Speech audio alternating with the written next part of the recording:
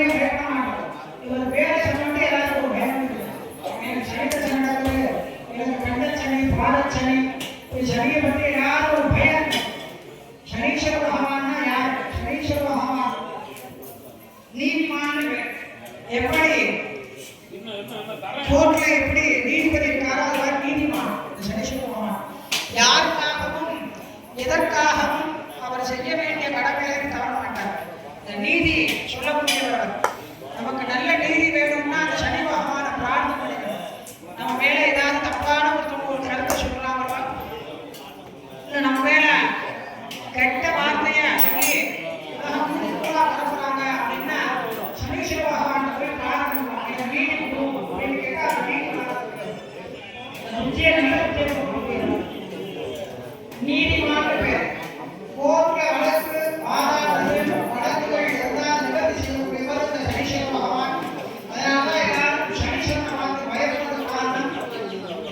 சனி பகவானுடைய தோஷங்கள் குறையணும்னா சனிக்கிழமையில சனி கோயில நல்லெண்ணெய் வைத்து எண்ணெய் குடிக்கணும். சனிக்கிழமையில சனி கோயில 12 மணிக்கு மேல வரும். இந்த உச்சி காலத்துல எண்ணெய் வைத்து தலையில எண்ணெய் வைத்து சனீஸ்வர பகவானை வைத்து குடிச்சீங்கன்னா சனி தோஷம் நிவர்த்தியாகும். நீதிமான் வரக்கூடியவர். வம்பு வழக்கு கோர்ட்ல அவங்களுக்கு நியாயமான நீதி கிடைக்கும். நம்ம பொய்யே சொல்லல, தப்பே சொல்லல, ஆனா நம்ம மேல அவதூறா நடக்குது அப்படின்னா அதுக்கு பலன் யார் கொடுப்பார் அப்படின்னா சனீஸ்வர பகவான. அந்த ஹோர எல்லாரும் இன்னைக்கு முன்னாடிலாம் தெரியாது, பஞ்சாங்கத்தான் தெரியும், போன்லயே வந்திருக்கு. அந்த ஹோரையில போய் விளக்கு கொடுக்கும், நல்லெண்ணெய் விளக்கு கொடுக்கும். அந்த சனீஸ்வரனுடைய தோஷம் நிவர்த்தியாகும். இப்ப 7 நாள் ஹோமம் செய்யறோம், சனீஸ்வரனுக்கு ஹோமம் செய்யறோம். நீலாஞ்சன சமாவாசம் ரவிபுத்திரம் ஞமாகிருதம் சாயாமாந்தாண்ட சம்பூகம் தம் நமாமி சனீஸ்வரம் ஸ்வாஹா. பாகபுஜாய நமஹ அங்கஹஸ்தாய தீமஹ தன்னோ மந்தப்ரச்சோதயாத் ஸ்வாஹா. சனீஸ்வராய நமஹ சாயாபுத்ராய தீமஹ தன்னோ மந்தப்ரச்சோதயாத் ஸ்வாஹா.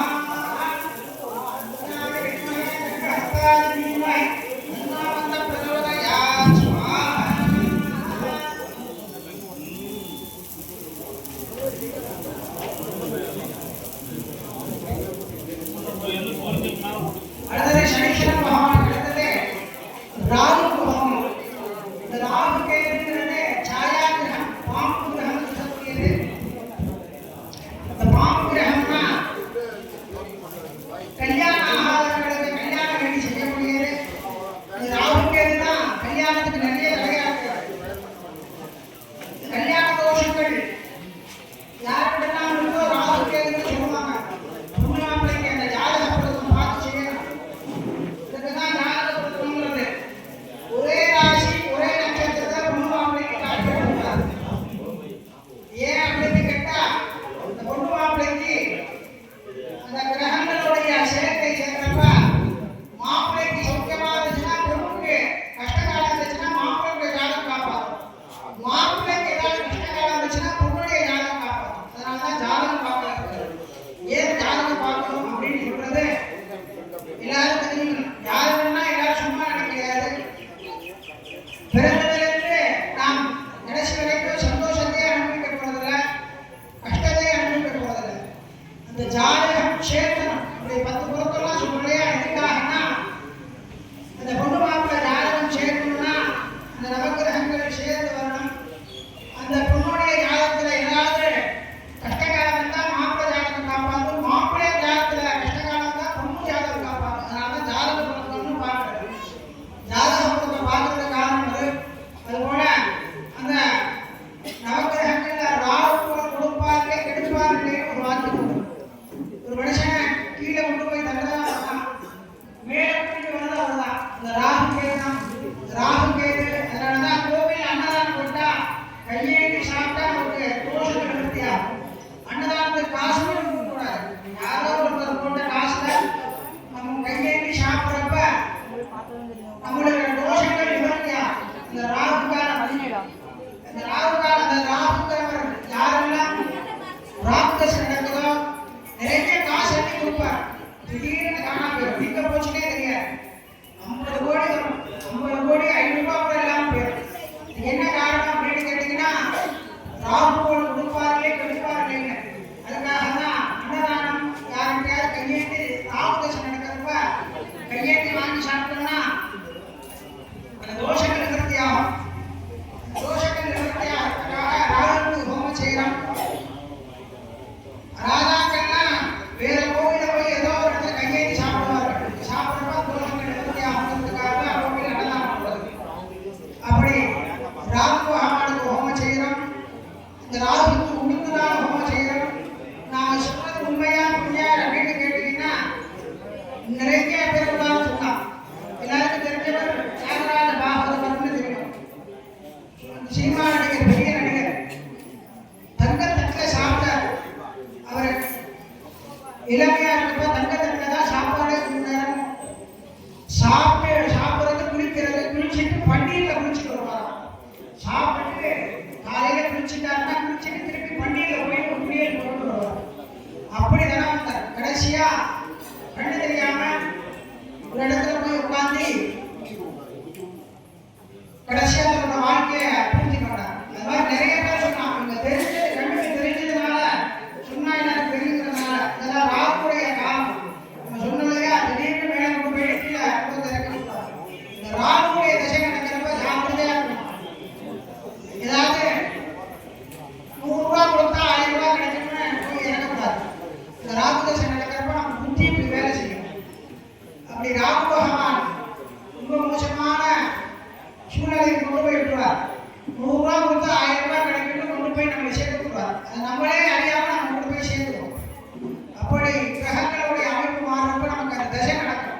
அப்படி மாறக்கூடிய நேரங்களில் நம்ம ரொம்ப ஜாக்கிரதையா இருக்கணும். அந்த ராகுக்கு உண்டான ஹோமம் செய்யணும். அதனாலதான் 7 நாள் கொடுத்தவர்கள் 8, 9 பாம்பு கிரகம் சொல்லக்கூடிய ராகு காலம் தினமே வந்துடும். ராகு காலம் எவ்வளவு வந்துடும். இந்த ராகுக்கு இருக்கு.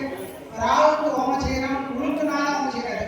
இப்ப எல்லாரும் வேண்டிக்கணும். பலாச புஷ்ப சங்காசம் தாரகா கிரகமஸ்தகம் ரௌத்ரம் கோரம் தங்கேன பிரணமாம்யம் ஸ்வாஹா.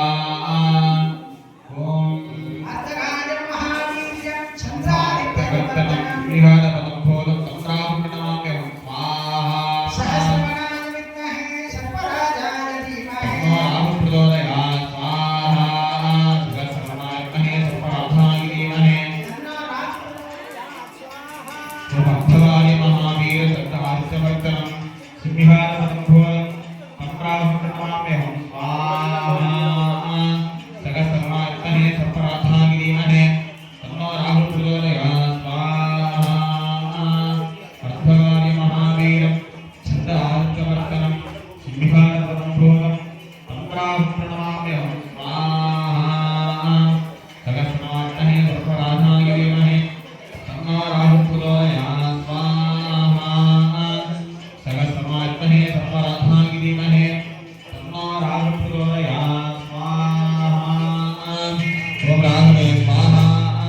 राहुधाय छन्ननमादे. கிரகம் கேது பகவானுக்கு ஹோமம். ஞானகாரகன்னு பேரு. ஞானத்தை கொடுக்கக்கூடியவர்.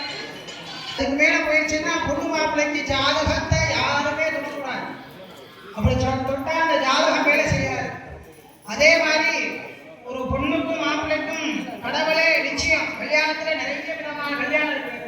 முதல்ல யார் ஒருத்தர் மாப்பிள்ளை கேட்டு வந்தாரோ, முதல்ல யார் ஒருத்தர் பொண்ணு பார்க்க போனாரோ அவர்களுக்கு சரியா அமைஞ்சிருச்சுன்னா கல்யாணம் பண்ணிடணும். அது வேண்டான்னு தேவையில்லாத காரணம் யாரெல்லாம் தட்டி கிடைச்சாலும் கண்டிப்பா கல்யாணம் உடனே நடக்காது. ரொம்ப கால தாமதமாகி கல்யாணம் ஆகும். முதல்ல ஒரு பொண்ணு ஒரு மாப்பிள்ளை 2 பேருமே அவர்களுக்கு சரியான ஜாதகம் எல்லாம் பார்த்தாச்சு. பொண்ணு பார்க்க போறாங்க. பொண்ணு பார்த்துட்டு திடீர்னு பொண்ணு வேணான்றுச்சு அப்படின்னா அந்த பொண்ணுக்கு கல்யாணம் ஆகுறதுக்கு ஒரு கால தாமதம் ஆகும். அதே மாதிரி மாப்பிள்ளை போய் பொண்ணை பார்த்துட்டு வந்து இந்த பொண்ணு வேணான்னு ஒரு பையன் சொல்லிட்டான்னாலும் அந்த பையனுக்கு கல்யாணம் ஆகுறது கால தாமதம் ஆகும். அப்படி ஜாதகங்கள் பொருத்தங்கள்லாம் அமைஞ்சு யார் புருஷன் வேணான்னு சொல்லிட்டு வராங்களோ அந்த பொண்ணுக்காவது மாப்பிள்ளைக்காவது காலங்கள் தாமதமாகி கல்யாணம் ஆகும். ஆகையால் இந்த கேது பகவான் ஞானகாரகன். ராகு கேது தான் இன்னைக்கு நிறைய கல்யாணத்துல இடைஞ்சலா இருக்கிறது. இதெல்லாம் ஏன் நாங்க சொல்றோம்னு கேட்டா நிறைய பரிகாரம் செய்யறதுக்கு வராங்க. பொண்ணுக்கு கல்யாணம் ஆகல, மாப்பிள்ளை கல்யாணம் ஆகல, குழந்தை இல்லை, இதுக்கெல்லாம் யாகம் பண்ணணும், ஹோமம் பண்ணணும், லட்சக்கணக்கில் செலவு பண்ணி பலன் கிடைக்கல. அதுக்கு ஏன் கிடைக்கலன்னா நம்ம சரியான காலத்துல நம்ம சரியா செய்யல. ஒரு பொண்ணு மாப்பிள்ளை அமைஞ்சோட்டி கல்யாணம் பண்ணிக்கிறது இல்லை. அப்படி கல்யாணம் பண்ணிக்காதனால தோஷங்கள் தோஷங்கள் ஆயிருக்கு. அப்படி நவக்கிரகங்களுடைய ஆதிக்கம் நமக்கெல்லாம் உண்டு. நவக்கிரகங்கள் நாமெல்லாம் வாழ்க்கையில் இன்றியமையாத ஒரு பொருள். ஆகையால் எல்லா கிரகங்களும் தோஷங்கள் நிவர்த்தி ஆகணும்னு வேண்டிக்கொள்ள எல்லாருக்கும் சுவாமி அனுகிரகங்களை செய்வார். இப்ப 9வது கிரகம் கேது பகவானுக்கு கொள்ளுநாள ஹோமம் செய்கிறது. ஓம் பலாச புஷ்ப சங்காசம் தாரகாங்கிரகமஸ்தகம் ரௌத்ரம் ரௌத்ராத்மஹம் கோரம் தம் கேதம் பிரணமாம்யஹம் கேதவே ஸ்வாஹா பலாச புஷ்ப சங்காசம் தாரகாங்கிரகமஸ்தகம் ரௌத்ரம் ரௌத்ராத்மஹம் கோரம் தம் கேதம் பிரணமாம்யஹம் கேதவே ஸ்வாஹா ஆதித்யாய ச சோமாய மங்களாய புதாய ச குரு சுக்ரநேभ्यः च ராகவே கேதவே நமः ஸ்வாஹா ஆதித்யாய நவக்கிரக தேவதாய ஸ்வாஹா நவக்கிரக தேவதாய இதன்னவமாத். இப்ப எல்லா தெய்வங்களுக்கெல்லாம் ஹோமம் செய்தோம். இப்ப பூர்ணாவதி நிகழ்ச்சி செய்து அனைத்து தெய்வங்களுக்கும் அபிஷேகம் நடக்கும். பகவதி அம்மனுக்கு நமது பிடாரி அம்மனுக்கு முதல் அபிஷேகம் நடைபெறும். பிறகு அனைத்து தெய்வங்களுக்கும் வரிசையாக ஆதி விநாயகர், ஸ்ரீ மகாம்பிகா, பகவதி அம்பாள், விநாயகர், நவக்கிரகங்கள், நாகர் வரிசையா அபிஷேகத்துக்கு கும்பாபிஷேகத்துக்கு எப்படி எல்லாரும் தரிசனம் செய்தோமோ இந்த தரிசனம் சுவாமி தரிசனத்துக்காக நீங்க எல்லாருக்கும் தரிசனம் எல்லாருக்கும் கிடைக்கணும்னு ஒவ்வொரு கோவிலே போய் அபிஷேகம் பண்ணிட்டு வரோம். அதனால எல்லாரும் சேர்ந்து வந்து அபிஷேக விழாவை கண்டுகளிக்குமாறு கேட்டுக்கொள்ளப்படுகிறோம்.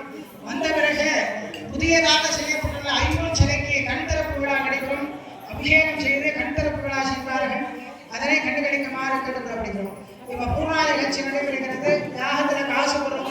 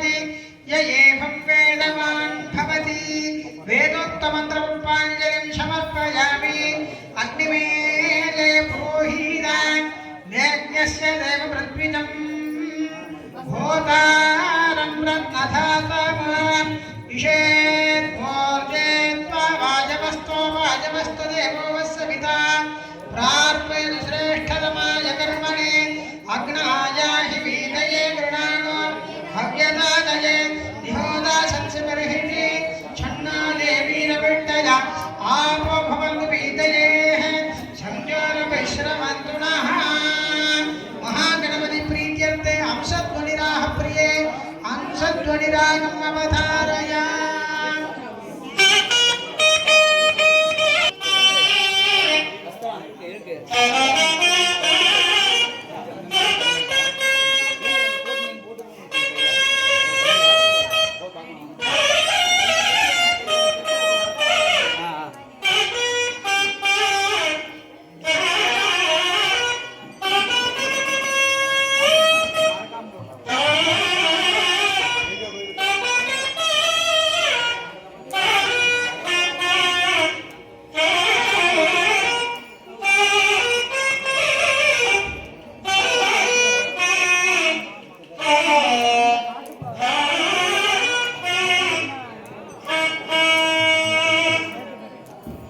महान